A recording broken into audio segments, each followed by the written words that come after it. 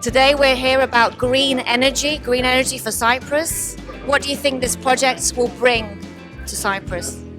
I believe that this project represents the kind of investments that we want to attract to Cyprus. Investments that have to do not only with inflow of capital, but with new technology, with the know-how that we require to have on the island in order to help us improve our use of energy, especially green energy. Today is all about the future of green energy here in Cyprus. What are your views on this? Well, I believe to the green energy, and I will support the whole idea by all means, but I'm very concerned about the future of green energy in Africa. So I'm ready to open the doors, to cancel the red tape, to support all the efforts in order to get in order to support all the efforts of the people working on green energy and renewable energy in Africa.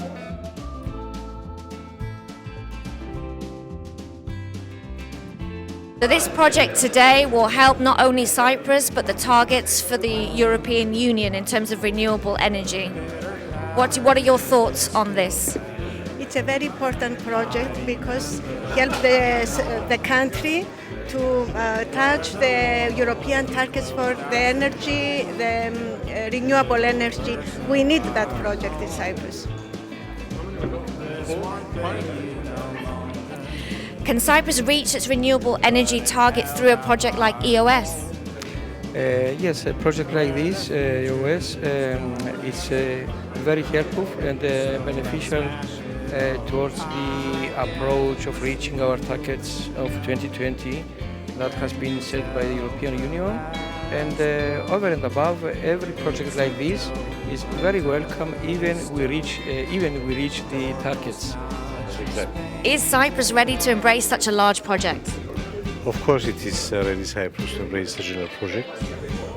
We are in favor of these kind of energies, green energy, so we are going to support the project with all our forces. We are here for the EOS Green Energy Project. The future is storage, and we're going to begin with a short video. It's one of the main priorities decided by the EU leaders when they fixed the directions for the next 5 years. Build a European energy union. It's crucial for the economy, for Europe's security, and to fight climate change. An effective energy union can fundamentally improve the situation in Europe by ensuring cheap, sustainable, and secure energy for all states, companies, and citizens. The conflict between Russia and Ukraine and the row over gas prices highlights the urgency for the EU to increase its energy security. More than half of our energy consumption is imported. This costs us 1 billion a day. This means that we have to take measures, especially in the current geopolitical context, to first of all solve some of the problems in our infrastructure, but also to reduce our external dependence, especially for those countries who are dependent on a single supplier. Pooling energy resources across the EU is another way to ensure energy security. But in order to achieve this, renovation and better interconnections of electricity grids and gas pipelines are needed. Investments which in turn will not only generate economic growth and more jobs in the energy sector, but will also make energy cheaper. The EU is at the forefront of the decarbonisation efforts, and it wants other countries to follow. Donc je remercie l'Europe d'apporter la première, sa contribution pour la conférence de Paris sur le climat. With a target of 40% cut in greenhouse gas emissions by 2030, the EU leads the world's fight against climate change. A new day dawns in a solar energy plant that can produce power 24 hours a day. A weather station detects the sun's rays, and the plant's control system directs the specially curved toroidal tracking mirrors, called heliostats, to focus the sun's rays up into the solar thermal receivers, or STR, which are mounted on 24-meter high towers.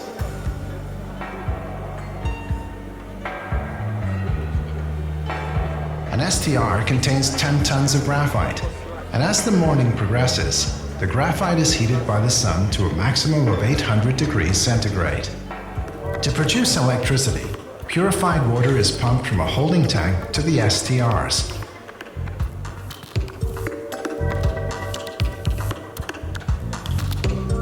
Within the STRs, the water passes through a series of pipes embedded in the graphite, called heat exchangers. The hot graphite converts the water into superheated steam.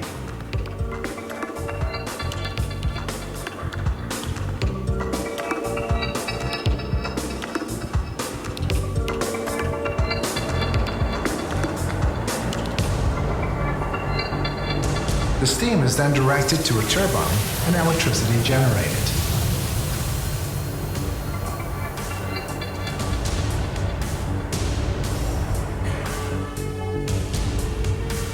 After it leaves the turbine, the steam is cooled, and the resulting water is returned to the holding tank to be recycled. As the sun loses its heating capacity, the STR are sealed. Once an STR has cooled, the control systems automatically remove it from the system and bring online a new hot one, thus maintaining the flow of steam. The solar store system, having produced power during daylight hours, will continue to produce that power during the night. When the sun rises the next day, it will reheat those STRs that have cooled during the night. Meanwhile, other STRs, heated the previous day and not used during the night, will continue to provide steam to the turbine and generate a constant flow of electricity. The solar store system is modular. The more energy you need, the more STRs you add. Environmentally friendly, low cost, guaranteed 24-hour solar power. Solar Store. Ladies and gentlemen, it is an honour to present to you the President of the House of Representatives and Acting President, Mr. Dimitris Silouris.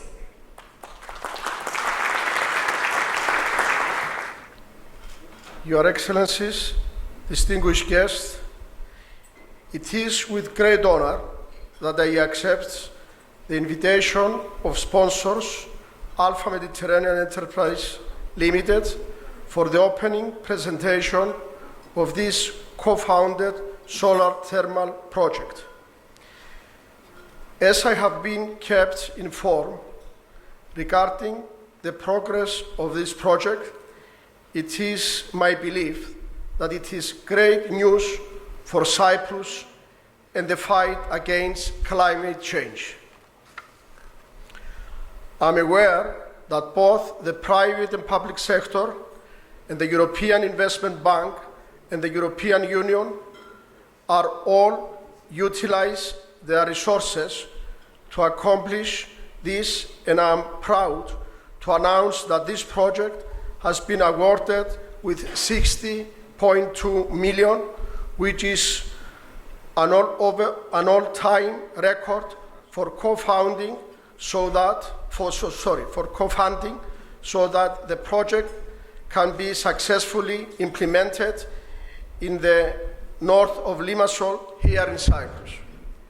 With this ground-breaking technology, Cyprus will be placed on the map of innovation, inspired by its relationship with the University of Cyprus for research and development.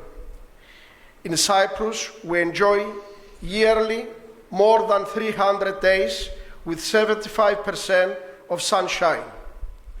In fact, our country has the highest solar heating capacity installed per capita of all European countries, with approximately 93% of households and 53% of hotels being equipped with solar water heating system. The Cyprus government is looking forward and welcomes the implementation of such development and wishes every success to the project and its goals. I wish everyone a most enjoyable evening. Thank you very much for listening. Ladies and gentlemen and esteemed guests, unfortunately, His Excellency Commissioner Miguel Arias Cañete, Climate Action and Energy, could not be with us this evening, but we are honoured with a video message from him. To congratulate both the project sponsor, Alpha Mediterranean Enterprises, and the Cypriot authorities for the continuous work and commitment to the success of this project.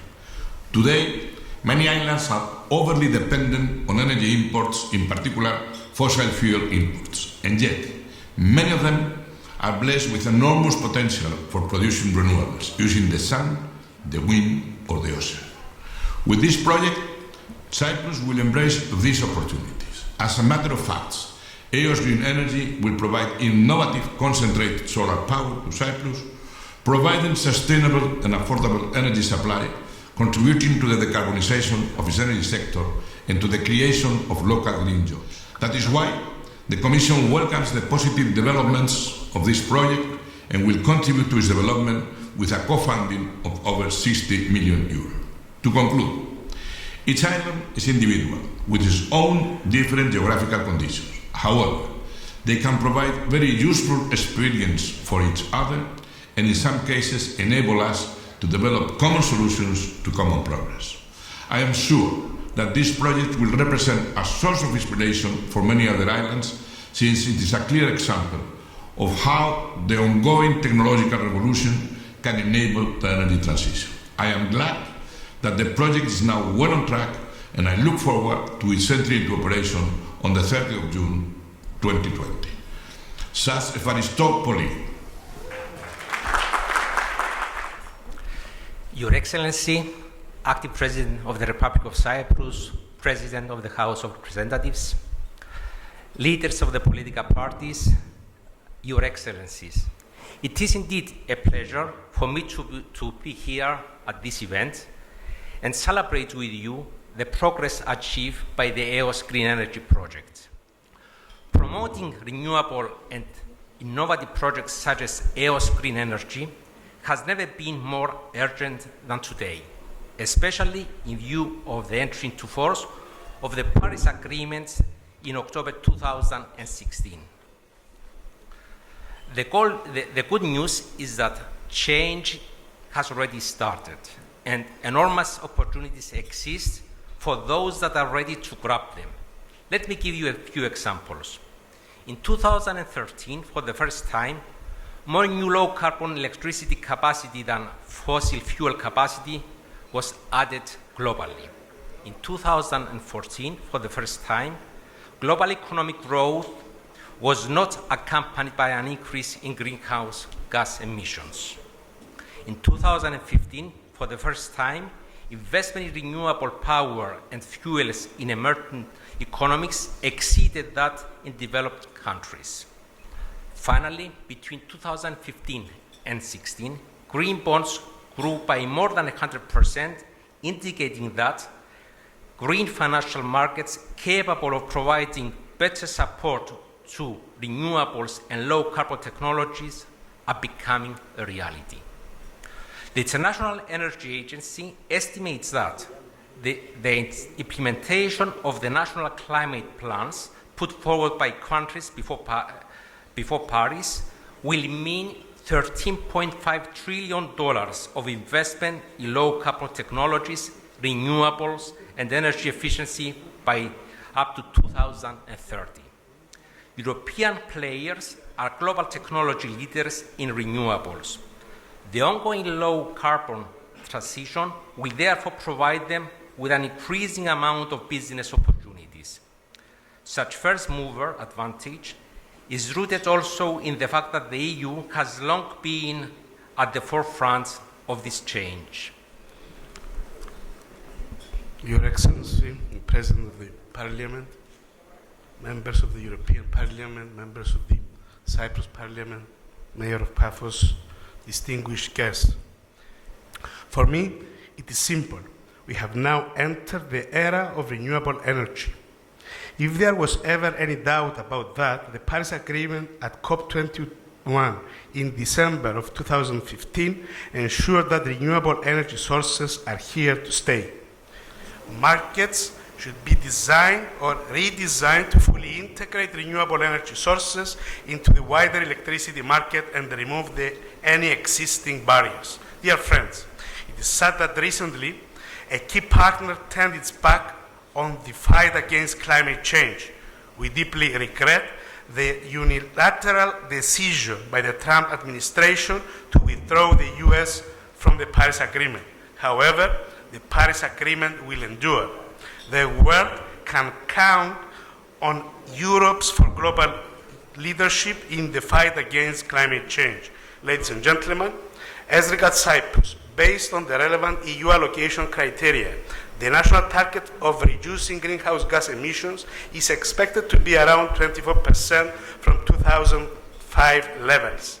At this point, I would like to mention that our government is supporting initiatives towards the development of innovative solutions. Such initiative is the initiative taken by the Alpha Mediterranean Enterprises Limited, where a solar thermal project with appropriate storage capacity have started with the goal to address successfully the already mentioned challenges we face. The great relevance of this technology is that it has achieved important expansion with neighboring countries and is developing and deploying projects with the same technology, not just for the African areas, but for exporting electricity to Europe. I look forward to working with all of you to make this happen. Thank you for your attention. Good evening from my side. We are blessed in this room and in Cyprus. We have a lot of sun, and the energy of the sun is going to take us a long, long way. Back in 1931, Thomas Edison, that I'm sure most of you heard, has said some real valuable words. And what he said is that we are like tenant farmers chomping down the fence around our house for fuel, when we should be using nature's inexhaustible sources of energies like sun, wind, tide. I'd put my money on the sun and solar energy.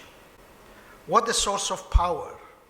I hope we don't have to wait until oil and coal run out before we tackle that. Of course, I shouldn't forget that following those words of Thomas Edison, some people, Bob Lloyd, and our dearest Neophytos Neophytou, have taken this a step further, and they have created this EOS Green Energy Project that we are talking about tonight. And one thing that it hasn't been said tonight, you know that Alpha Mediterranean, they have the rights in the patents to invest in this technology and take it steps further and really invest in countries near us in our belt of high solar energy and really build the tomorrow on real valued technologies. Fichner is a company well known in our circles as engineers, that they are very well valued as to what they are trying to say. Well, they have looked at the technology and they have decided that values already put forward by Alpha Mediterranean were already pessimistic. So results are already above that. This is what they said in their respective reports. Price-wise, if you do a simple calculation of what can be achieved, this technology can give with less than $1, it can give 1 kilowatt hour, 1 unit of energy, while competitors need $2 of investment to produce the same energy. That's the last message that I want to pass to you, and thank you very much. I feel very proud listening and hearing about the project that our small island is helping mould the future of renewable energies through Alpha Mediterranean. So I wanted to say a massive congratulations that it all begins here with its investors to mould the future. Excellencies, distinguished guests, ladies and gentlemen. First of all, I would like to thank the sponsors of the project for inviting me to present to you the EOS Green Energy Project. Some financial highlights. This is the only slide with financial figures. The total capital expenditure of the 50 megawatt project in Al-Assad is estimated to be 175 million euros. The NER 300 grant, 60.2 million.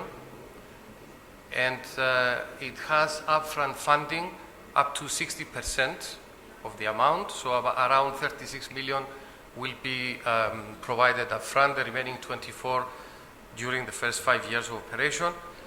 The proposed financing is to be financed by equity up to 28 million, and debt, bank loans, bonds, 87 million, plus a bridge loan which will be required to cover the part of the grant which is not funded upfront. The electricity price will be determined in the free competitive electricity market, and as it was mentioned earlier, Fichtner has been requested to carry out a study not only to confirm the technology but also to forecast where that price is expected to fluctuate. Undoubtedly, the inexhaustible and predictable source of energy, the sun, will prevail in our territories. It seems that these are the technologies which will provide the best result and which will be more competitive. We will need, however, to be able to store the energy in a form that will allow us to use it later when we need it. So storage is the future, and what storage solutions will prove to be competitive and prevail in the market? It's a challenge. The EOS Green Energy Project, however, is a concentrated solar thermal power plant which provides a very convincing answer to this challenge. We wish them every success, and we will continue supporting them to implement this plan, which will be very beneficial for Cyprus, and when the interconnector is installed, maybe other countries can benefit as well. Thank you for listening.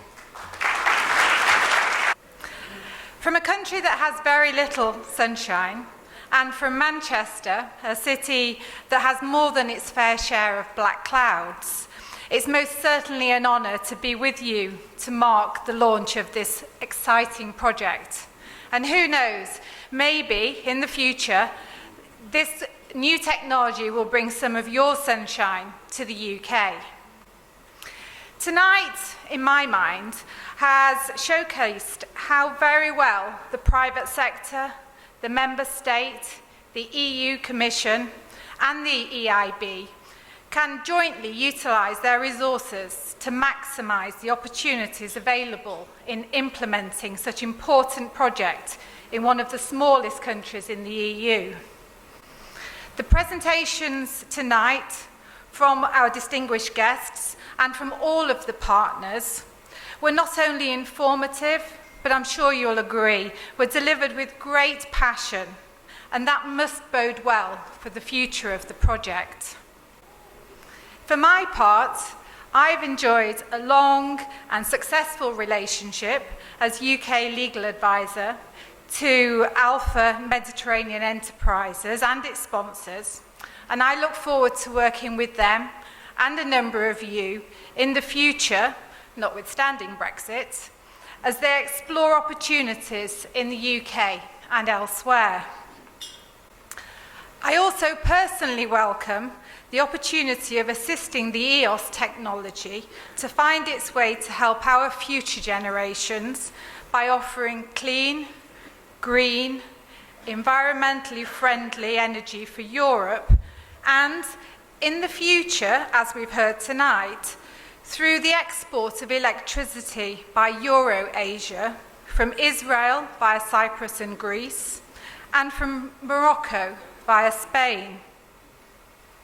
From what I've learnt tonight, and I've learnt a lot, the EOS technology is the only technology that works day and night. And it currently offers the most cost-effective storage capacity in the world. It's because of this, and in the light of everything we've heard tonight, that it gives me great pleasure to invite onto the stage representatives of those countries who, by attending here this evening, have shown great interest and commitment to a future of clean energy. So I'd like the following people to come to the stage to receive Alpha Mediterranean Enterprises' invitation to engage in future discussions. We would firstly like to invite His Excellency Acting President, Mr. Dimitris Silouris, as head of the country, to receive his letter.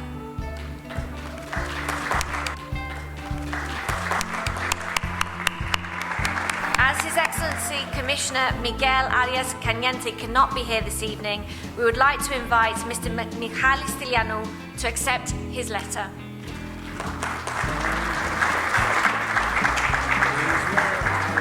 We would like to invite Mr. Nikos Kyriakidis to accept the letter for Her Excellency Yael Ran Zadak, Ambassador of the State of Israel.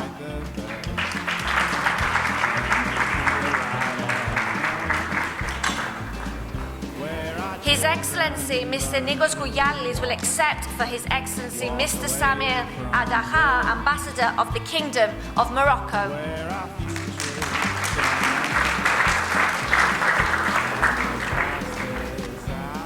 We would like to invite Mrs. Yuli Vuatsopoulou, First Councillor for Economics and Commercial Affairs, to accept the letter for His Excellency Mr. Elias Fodopoulos, Ambassador of Greece.